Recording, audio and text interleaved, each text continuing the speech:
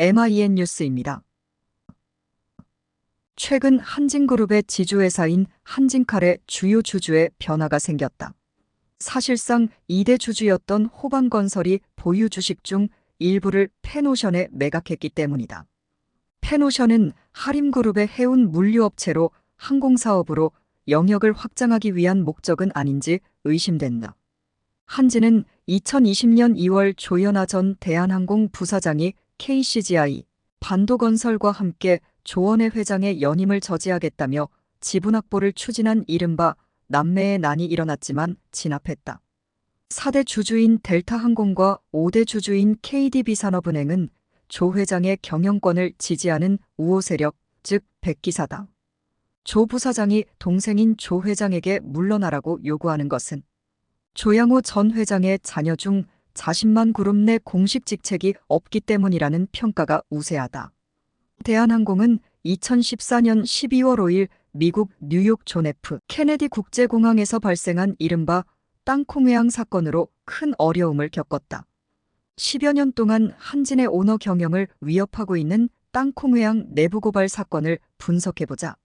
조직적으로 잘못 덮으려다 내부 고발 촉발 대한항공 여객기 1등석에 탑승했던 조 부사장은 승무원이 승객의 의사를 물어보지도 않았고 접시에 담지 않고 봉지째로 땅콩을 제공하는 것은 부적절하다며 질책했다. 승무원에게 서비스 교육을 잘못했다며 중간 관리자인 박 사무장을 불러 욕설과 폭행을 한 후 항공기에서 내리게 했다는 것이 사건의 요지다. 우선 내부에서 은밀하게 일어난 사건이 아니라 항공기 운항 계획 자체가 변경된 것이고 목격자가 많아 언론에 자연스럽게 알려질 수밖에 없었다. 사건이 발생한 지 3일이 지난 12월 8일 국토교통부는 박 사무장과 관련 승무원을 조사했다. 대한항공 A 상무가 사건 조사에 입회해 관련자들은 진실을 밝힐 수 없었다. 대한항공은 12월 8일 박 사무장이 매뉴얼을 제대로 사용하지 못하고 변명해 질책한 사건이라고 축소해 사과문을 발표하며 사건을 덮으려고 시도했다. 이에 대해 대한항공 조종사 노조가 조 부사장의 과실을 덮으려 승무원에게 책임을 전가한다며 비판하자 그제야 조 부사장은 퇴진하겠다고 발표했다. 사건이 해결될 것으로 보였을 무렵인 12월 10일 참여연대가 항공법 위반 혐의 등으로 조 부사장을 검찰에 고발하며 사건은 다시 수면 위로 부상했다.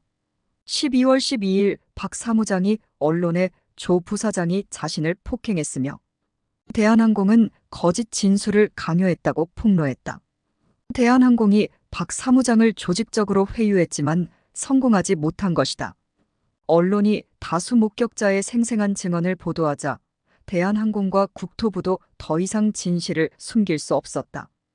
검찰도 수사를 확대해 조 전 부사장, 대한항공 A 상무 국토부 B조사관을 구속 기소했다.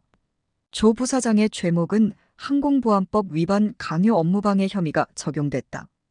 A 상무는 증거인멸 강요 혐의, B 조사관은 공무상 비밀 누설혐의 등의 잘못을 저질렀다는 것이다. 2015년 2월 1심은 조 부사장에게 징역 1년의 실형을 선고했다. 하지만 2015년 5월 2심은 논란이 됐던 항로 변경죄는 무죄로 판단했다. 2017년 12월 대법원은 검찰의 상고를 기각하고 조 부사장에게 징역 10개월에 집행유예 2년을 선고한 원심을 확정했다. 박 사무장과 승무원은 2015년 조 부사장을 대상으로 미국에서 민사소송을 제기했지만 각하를 당했다.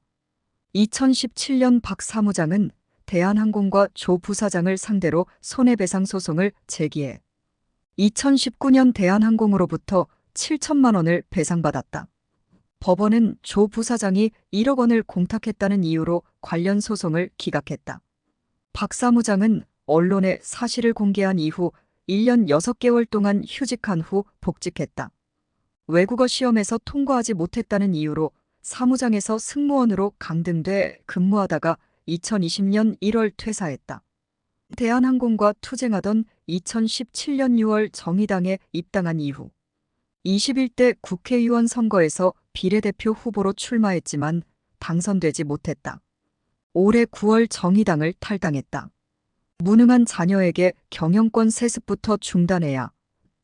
대한항공은 국적기를 운행하는 항공사로 아시아나항공과 치열한 펼치던 중 땅콩 회항으로 위기를 겪었지만 잘 극복했다는 평가를 받는다. 2019년 조양호 전 회장이 사망하며 자녀의 상속 분쟁이 격화된 이후 경영권은 아직 안정되지 않았다. 대한항공 내부 고발이 주는 사회적 시사점은 다음과 같다. 첫째, 우리나라 재벌 경영에서 가장 큰 문제점으로 지적되는 자녀의 경영 참여에 대한 기준을 명확하게 제정해야 한다는 교훈을 얻었다. 경영 능력이 검증되지 않은 20, 30대 자녀가 임원으로 경영을 좌지우지해 정상적인 기업을 나락으로 몰아넣은 사례가 너무 많기 때문이다. 경영 능력이 부족한 것도 허용하기 어렵지만 기본적인 소양마저 없는 재벌 2, 3세의 일탈행위가 언론에 보도되면 기업의 이미지가 크게 타격을 받는다. 매년 수천억 원에 달하는 홍보비를 투입해 쌓은 긍정적인 평가가 사라지는 것을 넘어 무개념 기업이라는 인식이 팽배해지면 회복하는데 오랜 시간이 필요하다. 둘째, 공과 사를 구분하지 못하는 재벌, 오너의 황제 경영이 사회가 용인할 수 있는 한계를 초과해 기업 문화 재정립이 시급하다는 점이다. 상식을 초월한 개인적 잘못을 저지른 오너 자식을 감싸기 위해 회사의 모든 공적인 자산을 동원해도 비판하는 직원조차 없기 때문이다. 아무리 재벌 오너의 권한이 막강하고 어린 자녀의 두려움을 감싸주려는 부모의 마음은 이해가 되지만 회사 직원을 사적인 업무에 동원해서는 안 된다. 수많은 임원을 동원해 조사를 받으러 가는 자녀를 수행하게 하는 것은 세력을 과시하려는 깡패와 다름없다. 정상적인 경영을 하는 기업이라고 보기 어렵다. 셋째, 피해자인 내부 고발자에 대한 사회적 배려가 너무 부족해 공정한 사회를 건설하려면 내부 고발에 대한 인식부터 개선해야 한다. 박 사무장은 아무런 잘못도 없는 단순 피해자이지만 복직 이후에도 부당한 인사조치를 당했다.